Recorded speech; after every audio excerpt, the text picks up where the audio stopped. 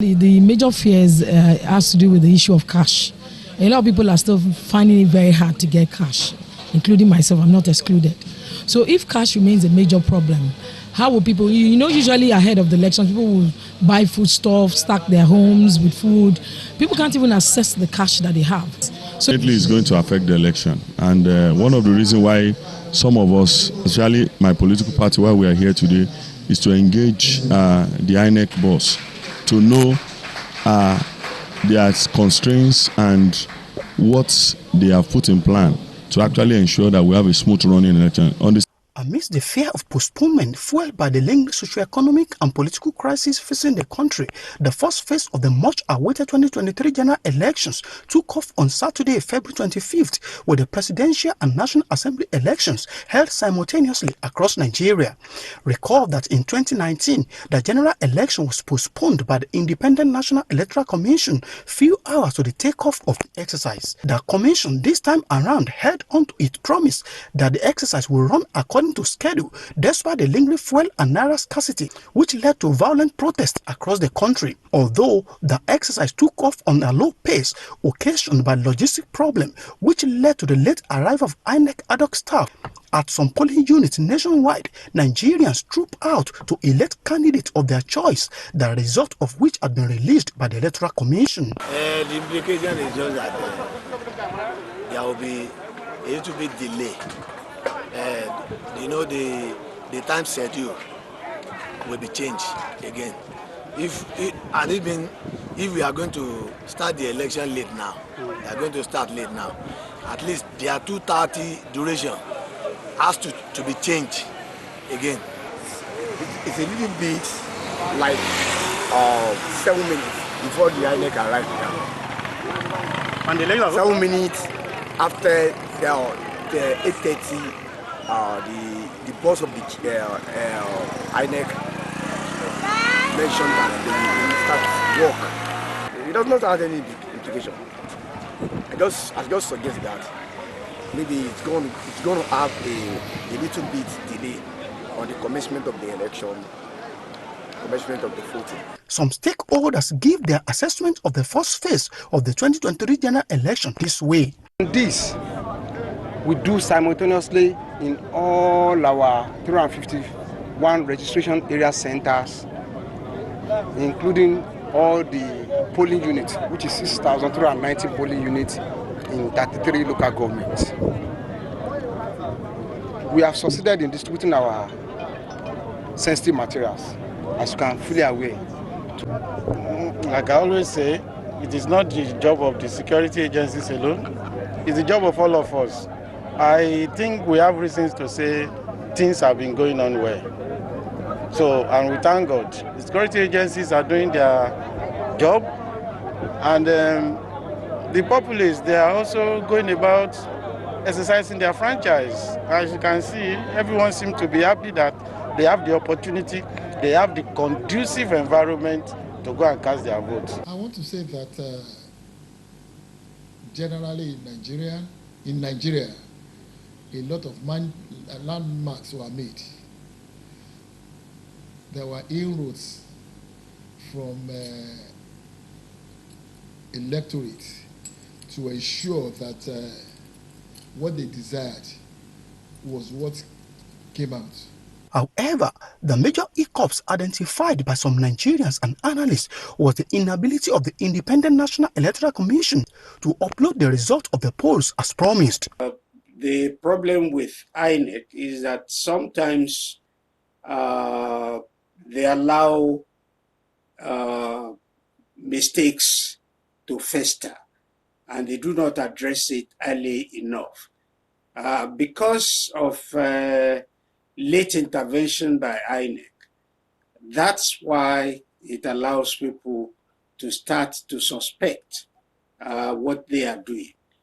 But we must also accept that this is a human affair and that things are not as easily predictable as we want them.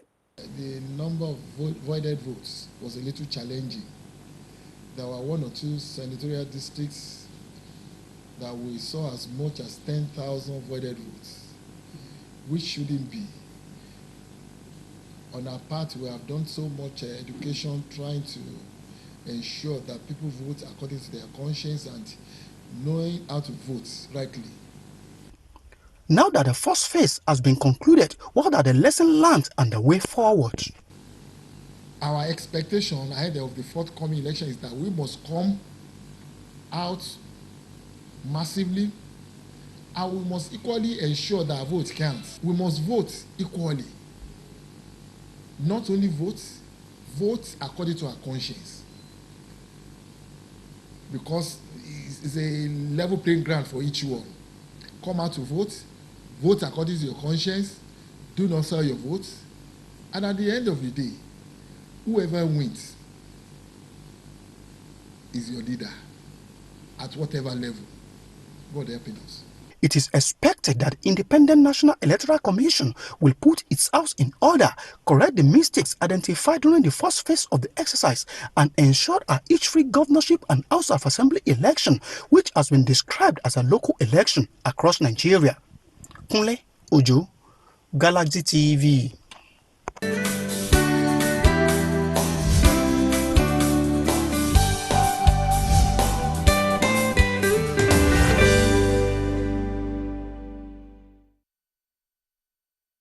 Yes, you're welcome back. You heard what our respondents have said. Anyway, our guest in the studio is there fully seated to add salt and, no, not pepper, and add curry and thyme. So that it goes sweet well. And we have in the studio a man of timber and caliber. Iroko. I don't know the other one. It's all right. We have no other person than Barrister Bayo Ayo. He's a developmental and management expert. He's a politician, and of course, a public affairs analyst. We call him a politician.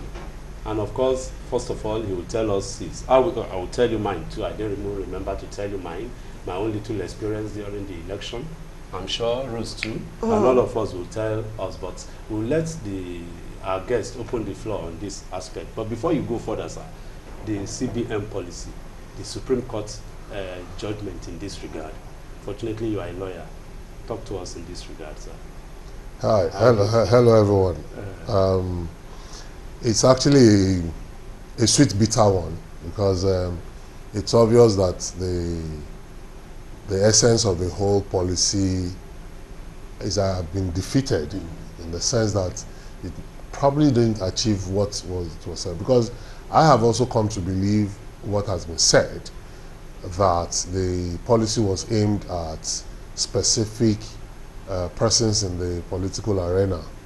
And I think that the CBN governor, or one of the CBN circulars, made mention of something like that any bank that gave out money to politicians will be severely punished. So that gave me the assurance that indeed it was aimed at the political gladiators. Be that as it may, it's backfired, because it not only set us back. In fact, I read an analysis of a former deputy governor of the central bank who stated that policy has set back the banking industry another 20 years. All the gains in the last 10 years have been eroded. The confidence of the public on the banks have been eroded. The technological advancement in the banking industry have been messed up. A lot of banks, some banks were destroyed. And of course, who bears the brunt? The banks. And if you know how the banks operate, you know, most often times the branches themselves are supposed to be profit-making branches. So nobody, the central bank will probably not get involved in ensuring in restoring the destroyed facilities. So you had then the back and forth thing. Okay, eventually the president came, in spite of the fact that the federal government itself had gone to court. The president, in what I would call impunity, made some declarations and said, oh, the 200 naira. And we learned that the 200 naira notes were not even readily available at the ATMs because the ATMs would have to be configured, reconfigured Yes. to accommodate 200 naira notes. Yes. So a lot of things were not put in place. A lot of things were not envisaged. And of course, the central bank confessed as much through one of its deputy governors, or I don't know, I think he's a deputy governor, who stated somewhere that the central bank did not envisage the effects it was going to have. I was giving you an example of someone who is on site in a building site, and he's not been able to do anything in the last 3 or 4 weeks because the site workers go home with cash daily. They are daily pay. He's not been able to access cash. The workers will not take credit.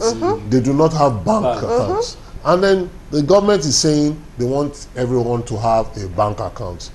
But the petty trader on the side of the street, whose profits on a daily basis probably is not more than 2,000-3,000 naira.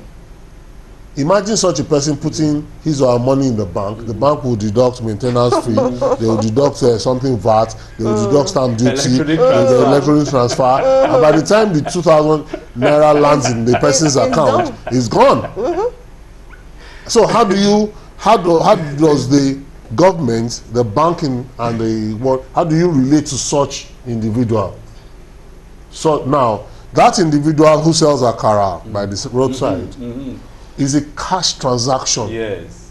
200 naira. 200 naira, 100 naira. So the maximum I can buy from a roadside seller is probably 500 naira. You do a transfer.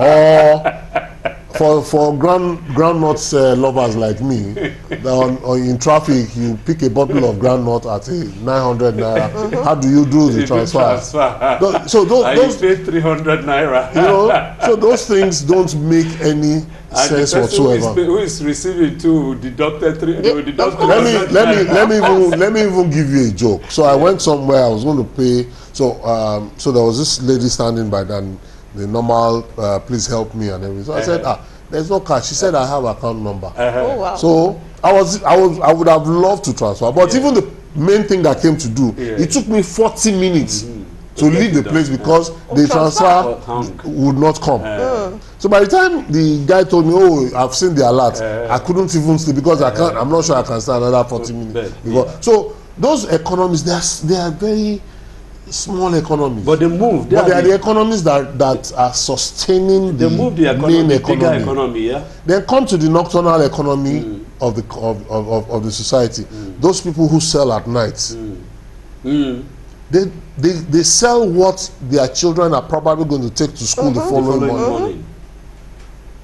Then you still have children who have to hawk for their parents in order to have money to go to school. Those are people that the government and the policy did not take into cognizance in making that. The target was the big men who, in any case, had access to whether the old or the new. They have access. So those ones, I mean, there's a video of a politician who was actually giving out dollars. So since there's no naira, these are dollars. And to confirm what you just said, at least one of the politicians was arrested in Port Harcourt. Yes. With dollars. So how do you then justify that you are changing the colors of the naira? Did you, first and foremost, there was no public enlightenment before then. Then it happened. How much of our inflation was affected positively by the change of the naira? What other things are the advantages of these things? Nobody knows anything. All we know is that you change the naira and that some people have, then you start giving us humongous figures. That you said you have been able to retrieve 1.9 trillion naira, but you've been able to inject 300 billion naira into the economy. An economy of 1.9 trillion naira per day or per week, or then you brought out 300 billion, and then you came out and said, oh, we've been giving each bank 3 million naira. And I asked a friend of mine who was trying to justify it. How many, for instance, in Lagos alone, a bank would have at least 30 branches in Lagos. Let's assume you gave them 3 million and they gave 1 million naira to each branch. How do you justify that? I mean, 30 million. They said they gave 30 million. Yes. So how do you justify giving 1 million naira to a branch? How much is the value of money retrieved from the ATMs on a daily basis? Give us figures. Give us facts. In fact, the whole thing was done hush hush. They were not thought out. They did not prepare for it. It was somebody who felt, let us stop it was this and let's do it. And then it was a spur of the moment policy. And I hope government will take and do a rethink whenever they want to come out with policies now. Because particularly I love that aspect of the Supreme Court judgment, which told the banks, including the CBN, that the money you have in your hand does not belong to you. No, it doesn't belong. It belongs to the belongs to the owner of the money. And once the person comes, demand for it, he must give. And instead of giving, they started giving us wahala. That's not what we planned for. We didn't put our money in the bank to get wahala in return. I'm not sure you care the color of the money as long as the money.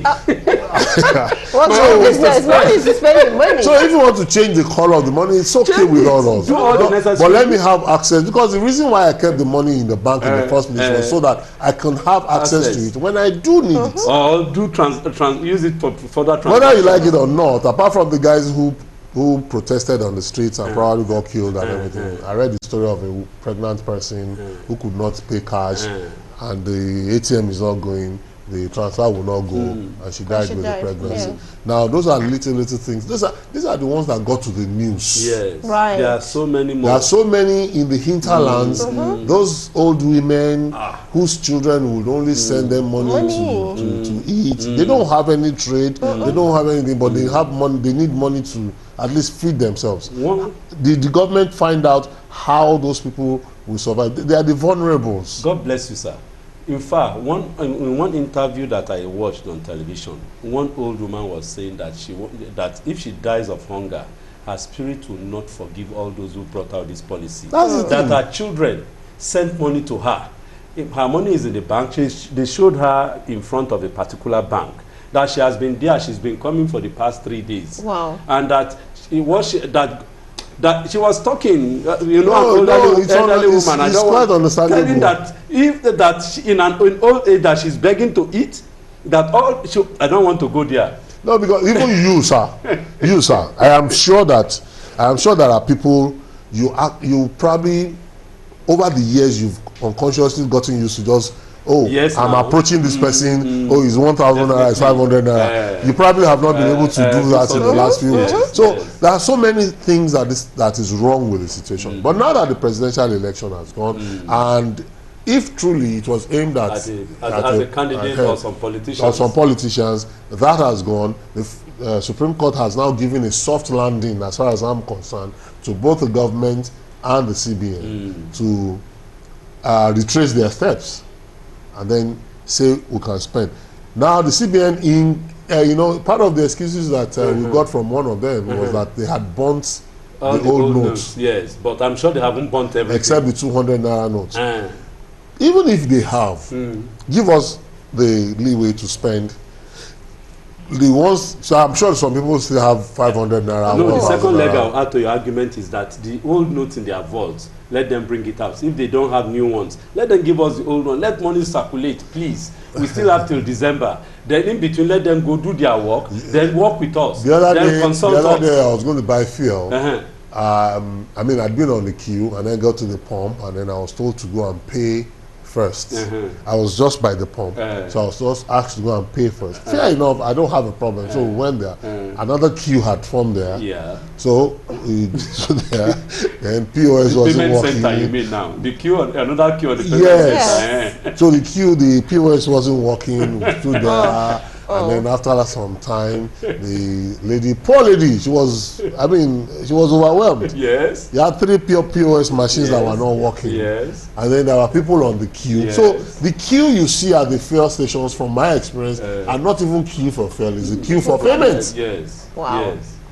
Yes. So how do you slow down an economy because you are targeting a particular a minute section another of the issue that has population. risen up from our guests now is that both the CBN and the service provider should work on their system, and of course with the banks. Because if the signal is not there, it's not only in Nigeria. Sir, now we go outside this country. It's touch of the button. You cannot force people to go bankless or to go cashless rather. You let them imbibe it. It's an awareness thing that has you make people imbibe. It's a system. It's a system that people would naturally flow into. Yes. So, and to get to that point, yes, your infrastructure must be top notch. Yes. I shouldn't be sending I shouldn't be sending money and waiting 3-4 days. Yes. There's a particular chap that I paid some money to. Yes. 4 days later, he came back, said he hadn't seen it. Yes. I showed him the receipt. I showed him my account, but he had not received. Yes. So, but I had to repay the money because he wasn't leaving me alone. Now, he has gotten one and has confirmed that his bank is saying that one is hanging. I am losing. Nobody's going to pay me interest on that money. So what exactly have we achieved? So for you to go into this kind of thing, you must ensure that your technology is top notch. Yes. You must ensure that it is seamless. Yes. We all have children in schools, in universities. How do you sort them out? You know, how do you sort them out? You send money to their account, they need to pay transport, they need to do this, they need to do that. You haven't done all of that. In fact, you didn't put all of that into consideration. And then you are saying we should go cashless. You are just touching sore places. So. I guess it's just touching sore places. How the students, because I have one or two that is pocket money, even as little as amala. That's the point. To eat amala. Of course. Okay, so as a student, for instance, usually your money will be... I'm in the cafeteria, I want to eat, no money. The monthly allowance will probably have exhausted by the 15th or 16th. So you probably need to depend on, what we used to call Chinese takeaway nowadays. That's the fried yam and the akara at night. Yes. The poor woman selling that thing at night. How much transfers can you make? I should make. In fact, there's going to be a lot of deductions for every transfer. So then, but another part, the positive though negative part of this whole thing is that some people now saw it as a business. Big business. Ooh. So selling naira. So Nigerians. So some people tell you, okay, you are buying this soft drink at maybe 200 naira, you have that old 1,000. I won't give you change. Can you imagine? I won't give you change. So people are actually disposing of the value of their naira at a devalued rate. And then you come back and then you are not even looking at your trade deficits at the national or international level. So we are looking at it now at the local level. So a trade between you and I is already devaluing the naira, which will have which has a ricochet effect on the international level. I hope our policy makers will learn from this naira swap. If nothing, at least it is a big shame that it's not a thought out policy. Nobody will tell us that with the way everything just went bonkers, people suffering, people dying, people killing themselves, maiming themselves, and of course leading to destruction, and of course a lot of dislocation on the system. I hope the policymakers will do a lot in this regard when next they want to bring out a policy, not just a hush-hush, not just a sentimental policy, but a well-thought-out policy. The CBN said, if you want to exchange your old naira notes, we'll give you a link. That link never popped out. So our people, and we know that we are all watching us. You have your own time again to react. Please stop calling. A lot of people are calling. It's just message. We are working on something for us. Please, it's not time to call. Now we want to go to the essence of today's engagement. That one is the first leg. The second leg is the elections itself. How the way forward now? We have conducted the elections. Our guest. Well. Election has come. Meanwhile, sorry. I would even like to know the fallout. I will get to the fallout. I will get to the fallout.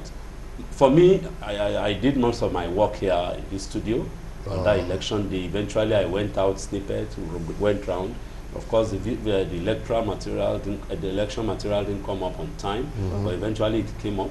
And of course, just like one of the respondents was saying, you have to deduct the time, 3 hours, 4 hours that you came late, add it to the time before you close and so on. I guess it went round like that. And the places I went, it was peaceful. Yeah. Unfortunately, I registered in Mowe Bafo area because I stayed in the redemption camp. I had to travel back to go and exercise my vote. But unfortunately, for the first time in history, I was denied that right. Not for anything, but because some guys came with guns. They disturbed the place. And before I got there, because I went there to get myself accommodated for the previous things. But by the time I came back again, going around to do the accreditation, to monitor events around the various inside Mowe, Loburu and area and so on, I came back, they said they have scattered the place. So both the INEC people and the voters, everyone ran for cover. So I was not able to vote, and it really pained me. That was my little experience. Rose, did you vote? No. Why? Obviously, journalists. What do? We always false-feed. Yeah. So, but you're beat. Of course. Around. Yeah. Well, it was peaceful, basically. All the places I checked. But you see some people still playing football. The youth, the same thing we talked about. Okay, we saw a lot of people still playing football, not caring. And despite the fact that there's just a polling unit beside them, they didn't care. Yeah, I think that's a major problem, because I saw some data, some statistics comparing the 1999, 2003, 2007, 2011, 15, 19, and this one. This appears to be the lowest in percentage of voters across that period.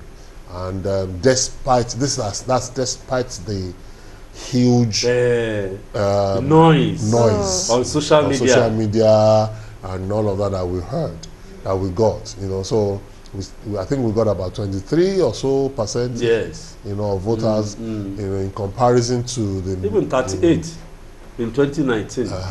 In comparison to the huge number of registered voters. So at the end of the day, it tells me that the Nigerian is still not ready, and we're not. We still don't believe in the system, and that's what it tells me.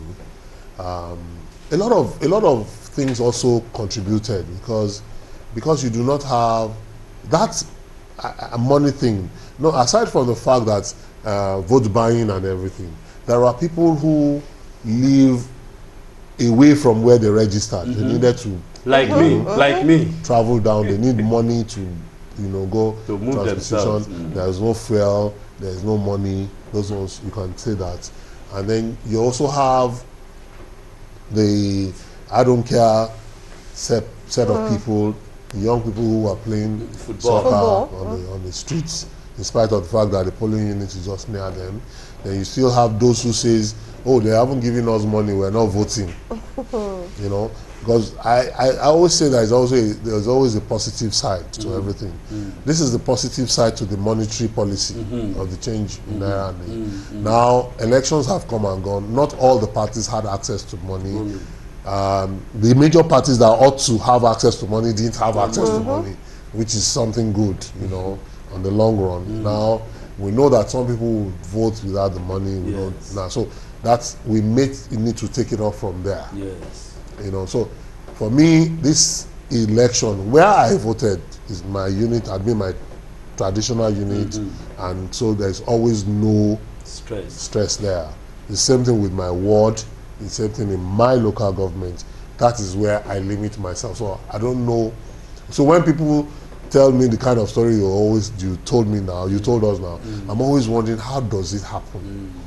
I don't know how, because we are there, we'll queue up, we will make jest of ourselves. I know you are supporting party A, I'm supporting party B, so beat you silly. Yeah, so we make fun of ourselves, and at the end of the day, election results are counted. It's a family affair. We look at ourselves the following morning and say, you didn't vote for me, you voted for me, and it ends there.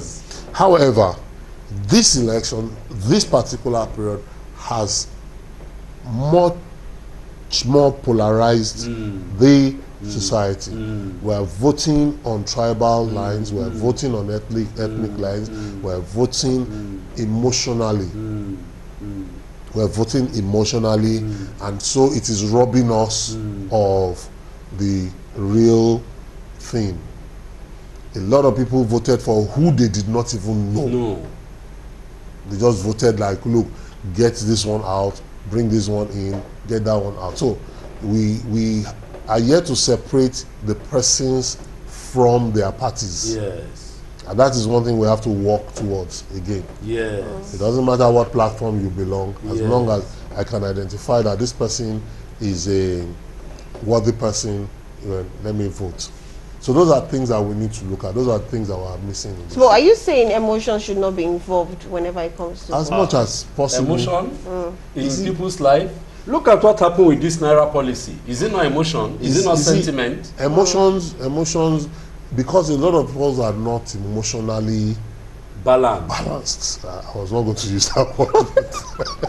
Go ahead, sir. So, because of a lot of us are not emotionally balanced. You know, as lawyers, if someone wants to write a will, you must have that balance. Yes. If not, you mess up. And so it's the same way. It's the same way you want to choose who represents you. Are you voting because it's a tradition for your family to vote a particular party, not minding the fact that the person in that party is not worth it? Are you voting because, oh, I've known this person, he's my friend, and I know he would not, even though I know he won't perform, but he's still my friend. So those are things that we need to work on. And the people presenting themselves also make themselves available in terms of, we discussed this earlier. Candidates of parties must make themselves available to the people. The people must know them. Yes. People should make demands of them. Like I said, I followed the presidential candidates. I followed all their campaigns. And I said, okay, this one will get to a state and say this. This one will get to a state and say this. Which one makes more sense to me? So that's why all of this period, I have not engaged in any social media arguments or debates with anybody, because I want to make sure that the person I'm talking to or I'm voting for is somebody that I can actually relate with. Now we have a winner. However contentious it is, I always say that elections are like football matches. In the course of a football match, there will be a player who will pull one down, hoping the referee will not see. Yes. There will be the one that will slap another player, hoping the referee will not see. There are times that the referee will think he saw, but he didn't see it. Nothing happened, and then he would have blown and penalized. Then they thought, oh, these things are, so they introduced the VAR. The VAR itself is not perfect. No. But guess what? At the end of every match, when a goal is scored, you take the ball back to the center to start. And at the end of every match, the losers go home unhappy, the winners go home celebrating to go and prepare for the next one. That is the way I see election. I've never seen it as a do or die thing. I've always seen it that, okay, if I beat you now, if you beat me now, let me go and prepare for the next one. And you have the opportunity, because it's a longer period, to sit down and prepare. Where the pitfall came up. So those are things I think we need to imbibe, to talking about that. We just spoke about the demography or the statistics of voters. I've been involved in voter education for more than 20 years. And the political class has failed me, and I'm saying this publicly. They are all watching.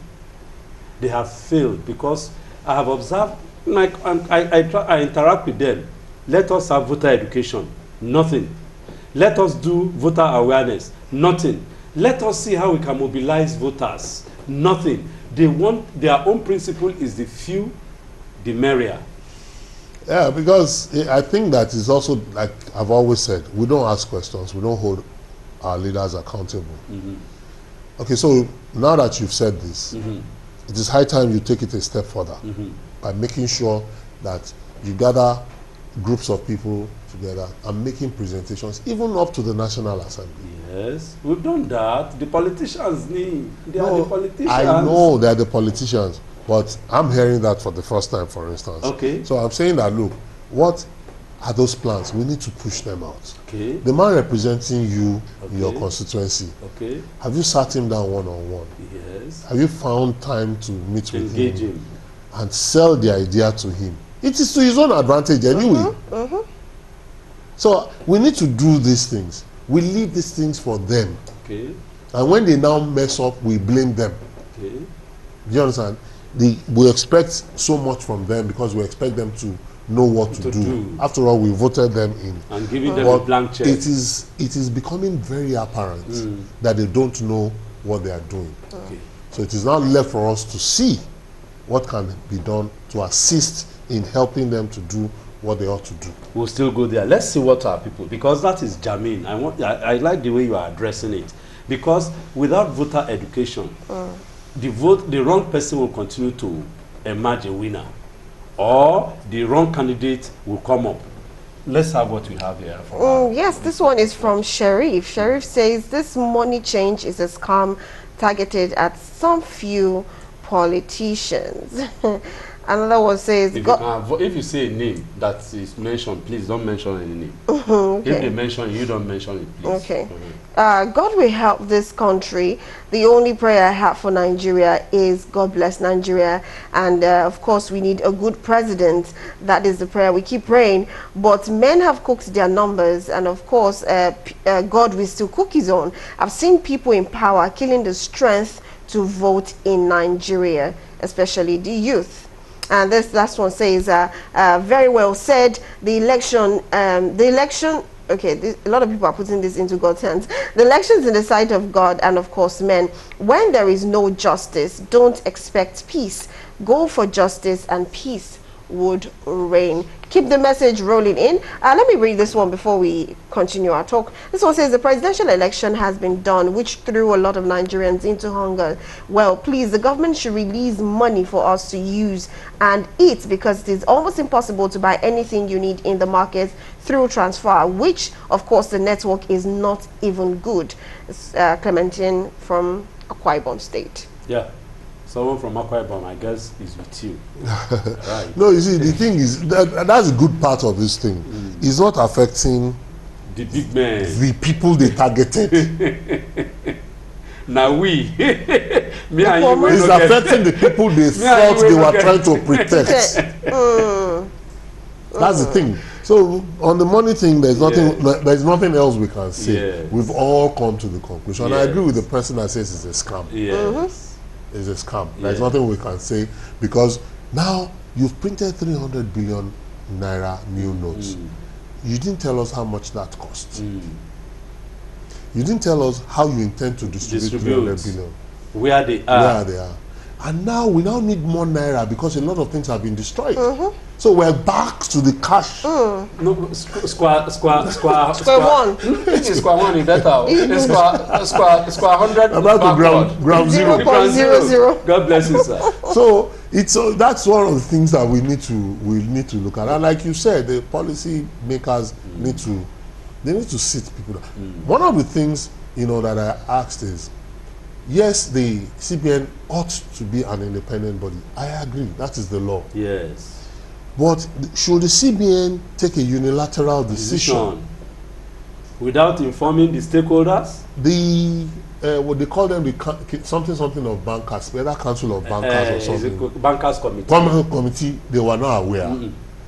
Finance ministry was not aware. Budget and whatever was not aware. Statistics, Office of Statistics was not aware. It was only the president and the CBN governor and the CBN that were aware. And how do you justify that? Are these not the agencies and the organs that ought to tell you, this is what is happening here, this is what is happening here. If we do it this way, we'll get it this way. So, like I said, I think the issue of the Naira thing is, I pray, and I'm looking forward to Monday, when I think that the CBN will probably issue yet another circular. No, we are not interested in circular. We are interested in money. The problem, the problem in the money now is that the banks will not do anything without the CBN. Of course.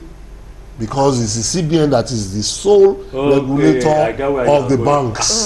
So the banks will not take anything. They won't take it. That's what I'm saying. So that by Monday, it will be. I said people are sleeping. But the problem again is that you remember the last one. They released one circular in the morning that says you can collect the bank. Yes. Somebody, a deputy director or deputy governor of the bank said it in the morning. Yes. They released a circular in the evening. The same CBN came and said that they have been inundated with lies and So I think that we need to just have a straightforward. And I also read a report where the president-elect has appealed that they should let the Naira roll.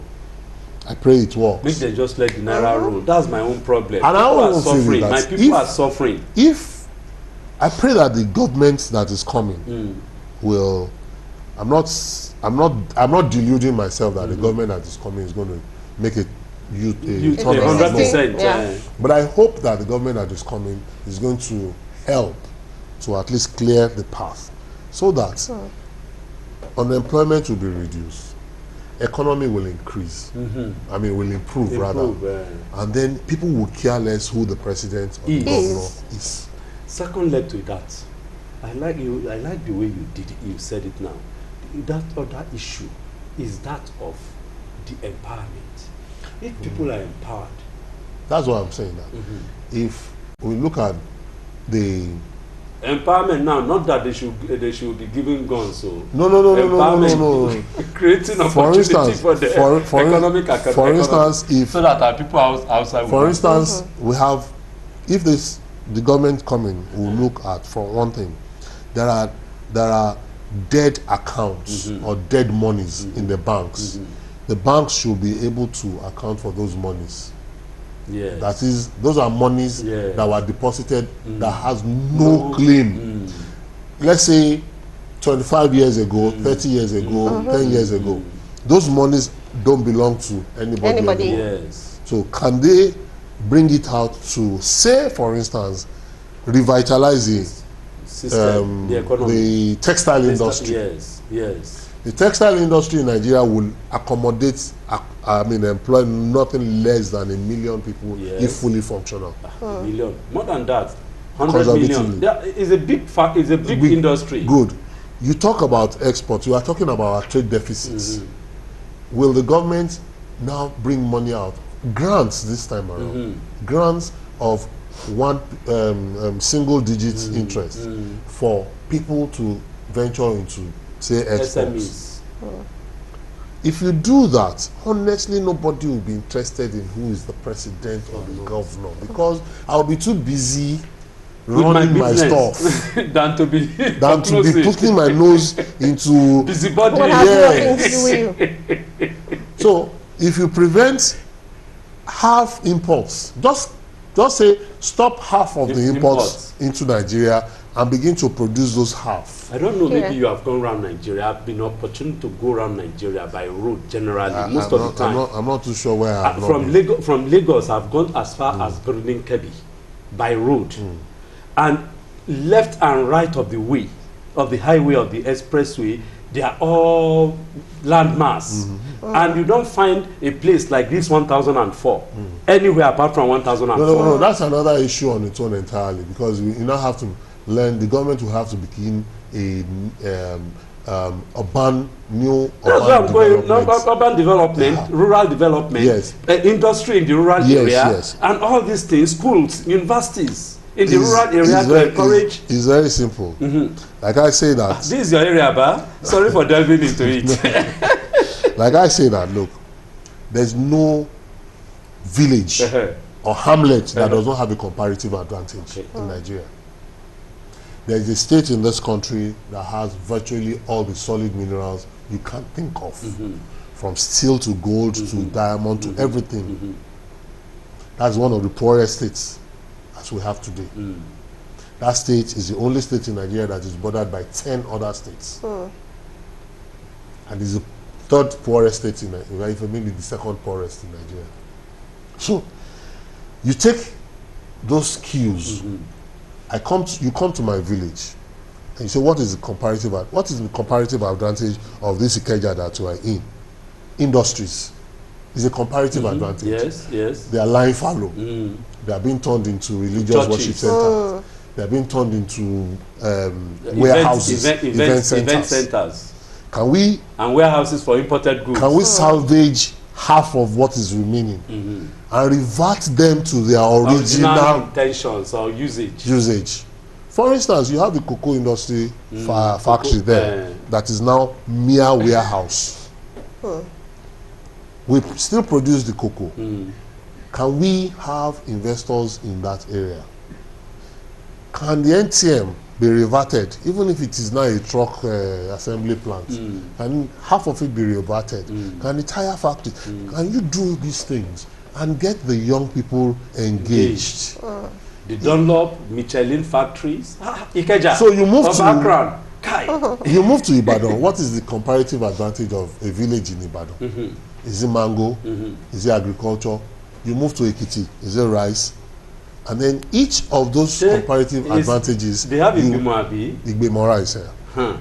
Each of those comparative products become the advantage of that town, and create create what you may term as economic councils of those areas. It sounds a bit no, it's doable. But it is doable. It's doable. So we need to set agenda for the incoming government, and then follow up. What we don't do is follow up. Are you a pastor, sir? No. Because that's what we do in church. We follow up. Go ahead, don't mind me. Do you get it? So we need to follow up with our leaders. What are they doing? What is the next thing?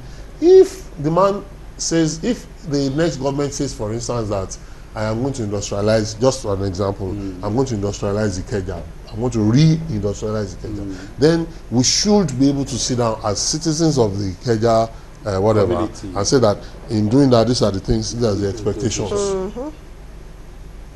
And then follow up, make noise about it, threaten his next election.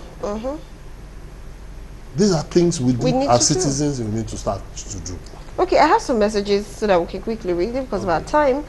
This one says, my name is Aliyu. I have come to realize just from the election that that people who we regard as elders are majorly the problem of this country. What example or legacies are they keeping for the younger generation?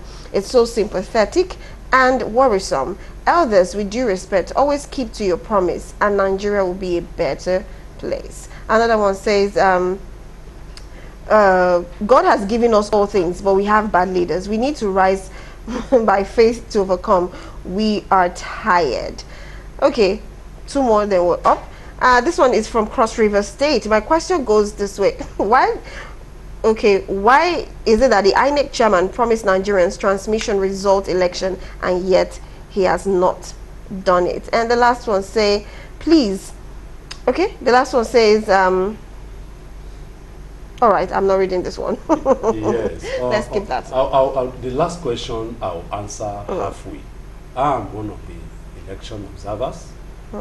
We are going around, and of course, we are there when they wanted to transmit results, and of course, the whole thing was impossible. Obviously, something went wrong somewhere. Yeah. Either the signal was not connecting, or some people we are hearing in the grapevine is that they wanted to have the man had said a day before that server had been attacked 162 times in 3 days. Nobody was listening to that. To do that. So now coming and now making an issue out of it. But again, this matter now is part of the thing. As I'm a lawyer equally, and I know that. Yeah, it's part of what we'll go to. So let's leave that for the legal. Yeah, to look at. Maybe if I'm lucky, I'm part of the legal team. They will be talking about that. And on that, I like the word he used. Promised. He wasn't bound by the law. These are things we have to look at. But like you said, it's something we need to leave. Let's the law take care of that and move on. But like I said earlier, this are the part of the sentiments that cropped up. Yes. Yeah. I don't know. What to look at now is that time is gone. Our time is fast spent already. Whenever I'm with the Ogbeche and the Roko, time is always fast. And there are questions that we want to ask him. Yeah. What do we do? Did he pass? He probably has to come back to his seat. Okay, since my lord here has given the ruling, as the court pleases, is that not so, sir? Oh, well, just hope I won't become boring to the viewers so that you can have other... No, you are dishing out something. We may not bring you next week, we'll bring you some other time. And of course, when you are around the corner, you call you to say hello to us. It's an interesting program today. Yes, it is. Rose. Of course, it's a very interesting one. I enjoyed myself. A lot of messages are still coming If you in. can just read one. Just last, so actually, I wanted to do that. This one says, I perceived something from 1999 till date. This person seems to be like a seer, I don't know. It says that yearly, Nigerians have to experience 4 to 5 months of suffering. It is either for scarcity or the NIN collecting, the NIN collecting of PVC and so many. This is cheating. Now, why do we have to have a 4 to 5 months of suffering in Nigeria? Anyways, I'll use that to wrap up. I'll say thank you so much, Barrister, for coming. It's been an amazing one with you. And thank you guys for joining us. I enjoyed my, of course, my show with you guys being part of the show. Until next week, do have yourself a splendid weekend. Splendid weekend indeed. Have a splendid weekend. And we hope that indeed next week, Naira will do fala, as my people will say. Fala, plenty. Lopo. So, before then, please don't do what I won't do. Don't go on the streets. Don't fight anybody. The election again, we'll have another election next Saturday. Please, just take it easy. Go out and vote. And after that, stay if you want to stay. Go home if you want to go home, but don't fight. Just vote and leave the rest to the people that have been assigned to do it. And if there's any mago or any wahala, the courts are there. That's the civil way to doing it. Any other thing is not the right thing. I want to thank our guest. I don't know. Let's just say thank you, sir, for coming. We always enjoy your time here. Thank you very much, sir. And we hope that when next again we call up anytime you'll come. I am Wale Ogwande, your host on this program called Voters Forum. I hope many people came. You called your friends to come and watch and to listen to what we have to say. Next week, we may not be on ground, but I will be here. We will be monitoring the elections. And I want you to be part of this program next week. And before then, just keep hoping and praying for Nigeria. It's going to be a better country. I can assure you it's going to be a better country. Cheers.